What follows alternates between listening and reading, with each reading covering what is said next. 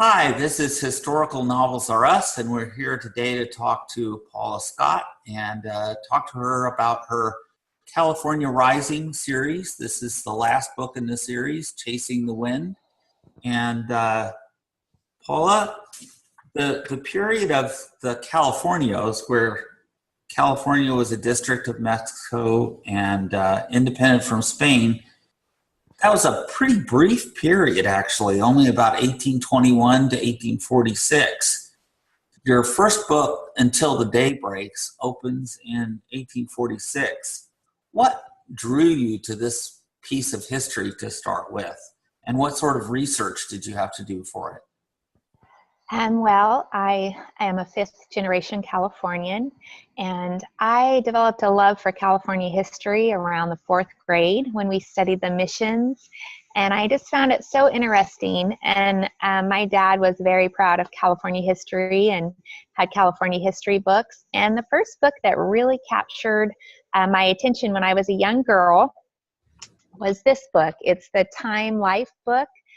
This is the Cowboys. There was a whole series. You probably remember, if you enjoy history, these books. And in this book, it talks about the Californianos. And I just became fascinated with the Californianos. And it is a short time in California's history. It's a very unique period. They were people from Spain. They came over with the conquistadors and ended up settling in California. And they really got a foothold in California when the missions were secularized in 1821, when Mexico took over and California came under Mexican rule. And the missions resources were vast. There was all kinds of cattle and produce and gardens and trees and orchards. And the biggest thing was the Indian workforce. The Indians were treated very much as slaves. They were called servants. They really weren't. The Padres had meant to give all the mission resources to the Indians. That didn't happen. The Spanish people came in that were settled in California. The wealthy men and their families took over all the mission resources, and they built these huge ranchos, just thousands and thousands of acres. And they had cattle and sheep, and they became wealthy very fast. And it was an easy life. California has a beautiful weather, and the valley, especially, is the Central Valley, can grow anything. It's like the Garden of Eden. And these ranchos just became very prosperous. And it lasted a short time because the Americans started coming to California. They first came by ship, and they traded because the Californianos would sell their California hides. They were called banknotes, to Boston to make leather and shoes and all that sort of thing. And so more Americans started coming, and then they started coming by wagon train. And that is when it became a real problem for the Californianos, because they brought their families, and the Americans began to settle around Sutter's Fort. Sutter was actually a man from Switzerland, but he just kind of claimed the North for himself, and he brought in the Americans, actually, and they gained a foothold and became powerful. And then they wanted to take California for America. It was during the Mexican-American War. America was already fighting in Texas. And so the Bear Flag Revolt happened. And this is the beginning of my book. This is where my first book, Until the Day Breaks, starts during the Bear Flag Revolt in 1846. Okay. So in the first book, the focus is on developing romance between Roman and Rachel, Roman Vasquez, with Stephen, Rachel's Boston fiance, as the third part of a love triangle. Did you have a model in mind for Stephen's character? I did. I wanted a Christ-like character in my story. The Californianos were a religious people. They were Catholic. And you actually had to belong to the Catholic Church to own land in California in 1846. So you had to, most Americans that came over were Protestants at the time. And so they called it leaving their conscience at Cape Horn. They would leave their Protestantism, embrace Catholicism so they could own land. And so they were a religious people. religion was very important to them. They had lots of pictures of the Bible on their walls. They had their artwork. And so I wanted a Christ-like character in the book, and I wanted a strong Protestant. I really wanted to explore the dynamics between the Protestants and the Catholics and how that kind of exploded and went to war in California. I found that very unique. So that is why Stephen is in the book. All right. Why do you think Rachel obeyed her father to come to California? I mean, she was in Boston. She was far away. Did he really have power over her from that far away in an area of the country that wasn't part of the United States? Well, the power I believe that Rachel's father had over her was that she loved him. She wanted a relationship with her father. And so she wanted to come and be a part of his life. She had been waiting since she was a little girl to be taken to California by her father. And so when the command came to go, she wanted to go, even though she was getting ready to marry Stephen and build a life with him, and her grandparents had raised her on the East Coast. And so at that time, obviously, women were pretty obedient to their fathers. It was a different culture, different generation. But Rachel's heart was she wanted a relationship with her dad. Yeah, and she didn't really know her dad very well at that point. Yeah. No. So I love the way that you continued the character of Isabella all the way through the third book. Chasing the Wind even references to Isabella's chickens, and you're a poppycock. What gave you the idea for the bluebird part of her character with singing? So the Californianos loved to sing and dance. They had parties all the time, and they would last a week. They had these large fiestas, and they would dance and they would sing. And so singing and dancing were a big part of their culture. And so people sang and they danced. And during the gold rush, of course, it was mostly young men. And so a woman singer in the gold rush just was like, she was more precious than gold. And in my research, I found that there were women that came and were not necessarily prostitutes, but they were entertainers. And in the gold camps, they always nicknamed women that were not wives and not mothers. Especially prostitutes all had nicknames.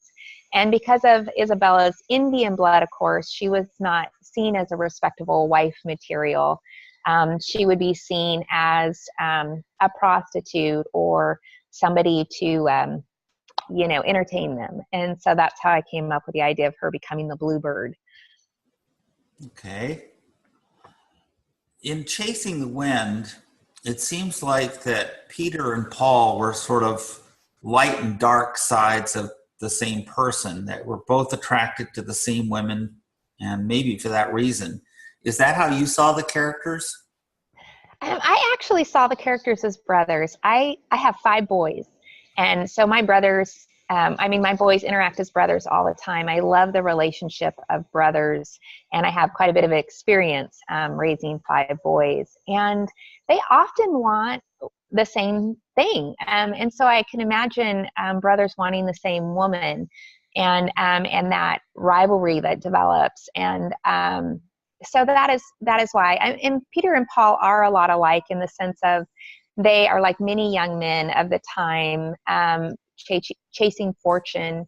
And Chasing the Wind actually comes from a verse in the Bible from Ecclesiastes about how they chased the wind, and and it was all for nothing. And many young men of the day they either died in California with nothing, or they went home with nothing, because what happened was many of the ones that did find wealth, they spent it on gambling and prostitution and drinking, and they partied a lot.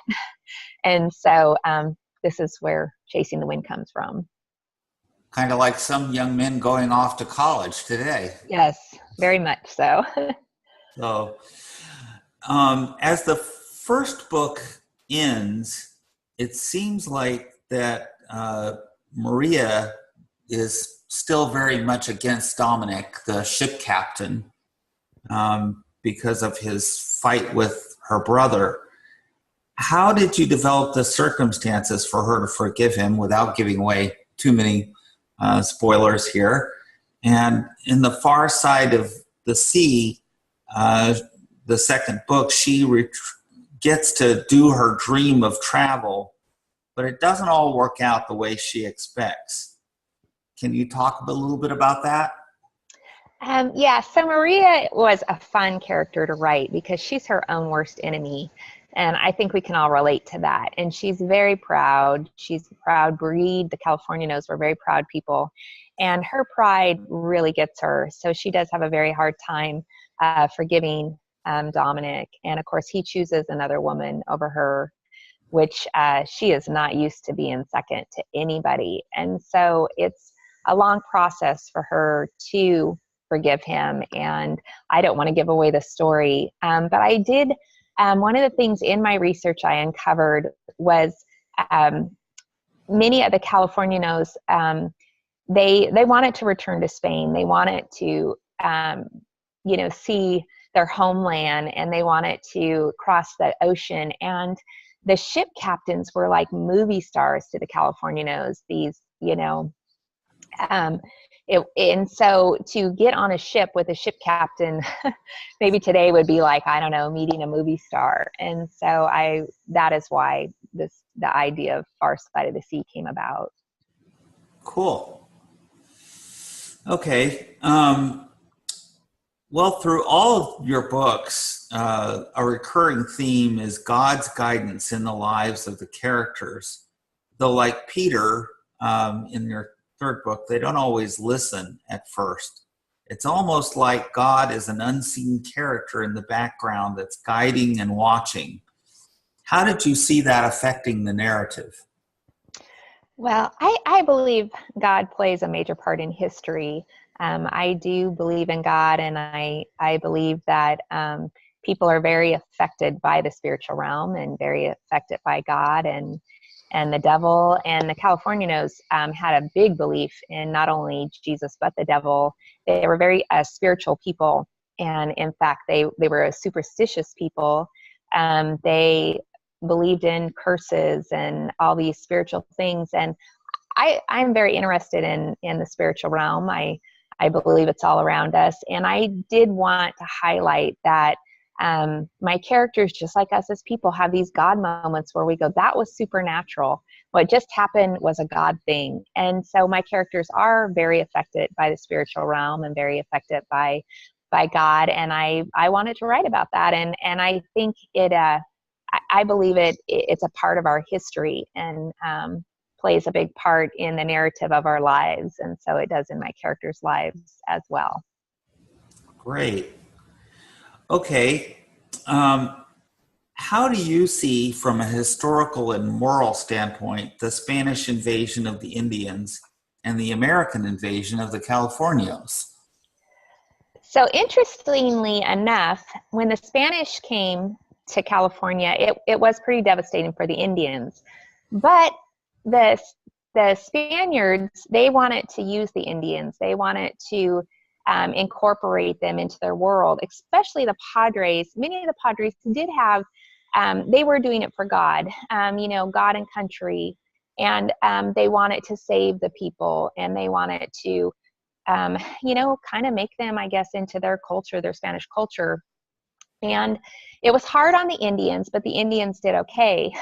When the Americans came, the Americans did not want to embrace the Indians and make them a part of their culture. The Americans really exterminated the Indians. And so it was devastating upon the Indians. What else was devastating is like when the ship captains and the ships started coming over, they brought disease. That hadn't taken hold as much, but it really did. And so whole Indian tribes were wiped out by disease brought by the Americans and some of the Spanish too. I mean, some of it happened, but just on a very greater level, America taking California just decimated the Indians. And it was really sad. I was very interested in that and chasing the wind. I did want to spotlight what happened to the Indians. It was pretty much genocide, and they were enslaved. And so, California came into the Union as a free state, no slavery. But every affluent family in California had an Indian slave or two. They called them servants, but they were slaves. And Indian children were kidnapped, sold to Americans as servants, which they weren't servants. So I found that, that's just human nature, but it's very, very sad that California, just spotlighted that they were a free state and yet the Indians were slaves. And so I wanted to write the history of that. Yeah, very much. Okay, well, if there's one thing that you'd like for your readers to walk away with from the series, what would it be? I hope they learn some California history. I love California history. I really wanted to write about the Californianos. The Californianos, like I said, were my favorite part of California history when I learned California history, and I wanted to write about them. What I have found, Michael, is that very few people really know the history of the Californianos. It's kind of a lost little culture that was really a fascinating culture and an attractive culture. They would have numerous children, 20 children. They were unique. And so I hope people have the takeaway from my books that they do learn about the Californianos and about the grizzly bears and the bear bullfights and the fiestas and all that. And I'm an inspirational historical fiction writer. And when I say inspirational, I do believe in God, and I do believe He is a part of the story. And so, I hope people take that in too. And I also, like I said, really want to spotlight the clash of Catholicism with Protestantism in the story, because it was a big part of the war and a big part of the settlement of California. And so I hope people have that takeaway. And of course, it's romance. And so I hope they enjoy the romance between the characters in the stories. Yeah, I know there's going to be some guys that go, "Ooh, romance! I don't want to read that." What do you feel like that you have in it for your male readers? I didn't plan on having male readers. And so when they started popping up, I was delighted. I was a little embarrassed. I'm like, oh, these are girl books. But, I like action. I like the wars. I like the battles. I like the bear and bullfights. And so I think that is why I have some male readers. And that's why men are finding my book too. I think they enjoy the history. I do research history. I'm serious about history, and I think they enjoy the historical part of it as well. And also, my men characters are men. They fight wars and they protect women, and sometimes they just are big sinners and do a lot of bad stuff. And yet, the redemption of the story, love redeems. And I did really, the takeaway of these books, and not just for historical means, but how love does redeem us, and romantic love is redeeming. I believe God's love is even more redeeming, but love redeems us. And I hope, and I think men like that too. They might not say they like it, but I believe they do. So I know I read a lot of romance books with my wife. That's how we do it. So, that's awesome.